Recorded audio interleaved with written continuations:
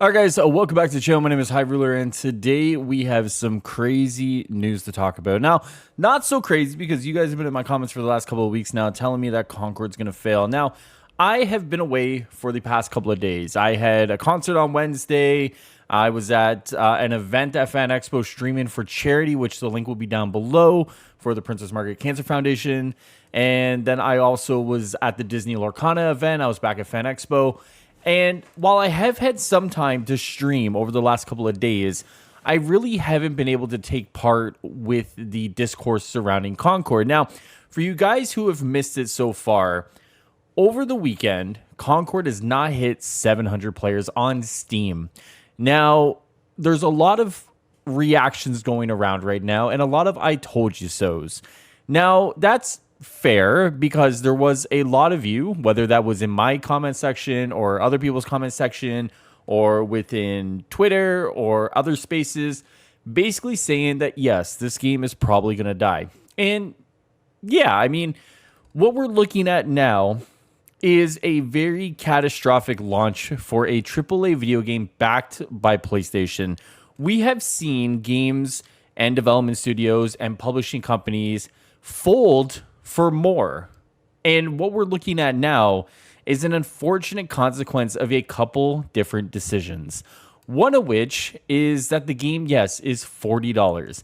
Now, to make your game buy to play means that you're avoiding what could be some of the other pitfalls of a free to play game, such as a battle pass. Now, I've made a couple videos where I was under the impression that there wouldn't be an in-game shop whatsoever. We do know now that an in-game shop is coming with the Season 1 launch in October.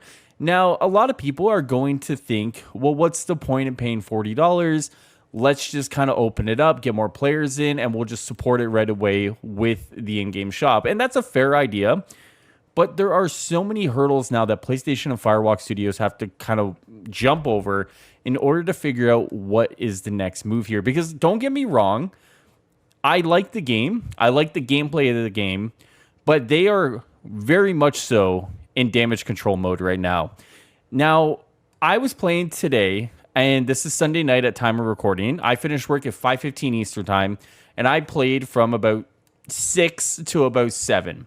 Now, in that time, I was kind of getting, sub 30-second queues. For Rivalry, it was one sub 30-second, one sub 45, and then one sub minute and 30. Now, those are pretty decent times. They're not great, mind you, because when you just have a game that launch on the launch weekend, you're looking at maybe a couple seconds, maybe at most 30, 45 seconds. But truthfully, if I'm looking at the perception of everything going on with Concord, that's not bad whatsoever. The problem is when it comes to Concord, it's the perception and the discourse surrounding the game. Because if we're looking at the queue times, and some people will kind of say that queues are okay, some will say they're not great, and that will kind of range between, are they playing on PC and crossplays off? Are they playing on PlayStation, crossplays off? Are they playing in like Oceania, for example? Or are they playing in North America? There's a lot of factors that go into talking about it. But the perception is that no one's playing the game. And perception, as we do know when it comes to the internet, is 9/10 the battle. If you're perceived as a failure, or if you're perceived as your game's dead, there's not a lot you can do to kind of get yourself out of that tailspin. But what can Concord do in order to save itself? And there's a couple different options here that they can run through. One of which is, they could make the game free to play. Now, this is a dicey one, and I don't know legally how they would do it because obviously it's like 3 days after the game launched. I don't know, and of course, I'm not a lawyer, but I don't know the procedure that they would have to go through in order to kind of be like, oh, like 3 days after launch, we're actually going to make the game free. Now, a lot of people have actually suggested to make it a part of PS Plus, right? Like anyone who has PS Plus, just get the game free, play it, download it. Some people have suggested that you could lock certain parts of the game. Like we've seen that if you do have the game, you unlock everything, right? All the characters, all the whatever, it is what it is. If you play it for free, you only have like 3 or 5 characters unlocked at that point, right? So similar to like a League of Legends or a Valorant or any of one of those games where they have multiple different characters. The problem is when you have a game that just launched and it didn't do well, and that's the perception of it, then how do you kind of make things right by both trying to get more people into the game, because this game will live and die based off that, and then how do you make the people who invested their money into the game whole? And I don't know how they would do that, because I think what they would have to do is try to make the people who bought the game, like myself, whole if they made that decision. Now, a lot of us would probably just say, we just want people to play the game. We want to get in there, queue up, have people play it. But I think legally they would have to figure out how they would get the value to the players. And a lot of the time that would probably just be skins. Now, one of the things that I think would actually help with this game would actually be a PvE mode. When I play the game and I go to the Galactic Guide and I see all the lore and the world building that they've done, truthfully, this actually feels like it lends itself to a PvE game rather than a PvP game. And I've said before that it feels like somewhere along the way, they had a prototype for a PvE game, and then they ditched it and went for PvP. And I don't know why that is, but I feel like if they had some sort of PvE, or maybe they do like a Final Fantasy here, which that is a fantasy, and just revamp the game, you know, like I don't know what they could do at this point. Are they going to be doing free weekends already? I mean, who knows? We did have developers over the weekend dropping Steam keys just to get people to play the game. And it just feels like a little icky from all points of this, right?